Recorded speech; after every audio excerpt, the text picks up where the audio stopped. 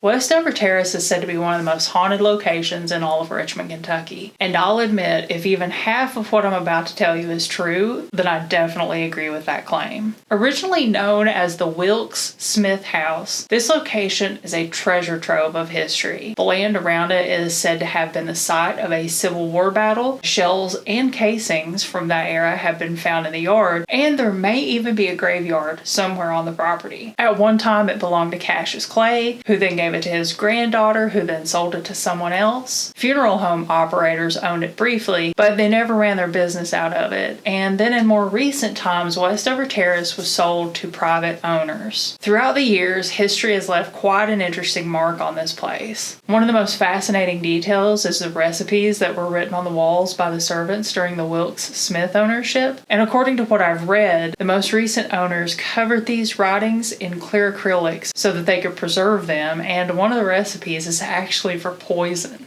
The history of this place alone is tremendously interesting, but you probably want to hear about the ghost. When the Nichols family took ownership, Westover Terrace was in bad condition. It had endured vandalism and theft, and it just needed a lot of work. So one day when one of the new owners was on the property working to board up broken windows and doors, he heard what he described as a sledgehammer striking an old stove one room over from where he was standing. And a few minutes later, he said it sounded like the stove itself was being dragged across the room. Understandably frightened, he dropped everything and took off. The new owners have also heard footsteps all over the house and an oddly specific racket, which they described as the sound of someone dragging a stick across the porch spindles. Doors have opened or closed on their own, sometimes even slamming on their hands, and both the Graham family and contractors that they've hired over the years have heard crashing and banging sounds on the roof. In fact, it's said that a lot of contractors end up quitting after witnessing some of this activity for themselves. Other reports claim that strong gusts of inexplicable wind have moved through the house, the owners likening it to the sensation of being passed on the interstate by a semi-truck. There's also one particular room in the house that boasts a big dark stain on the floor,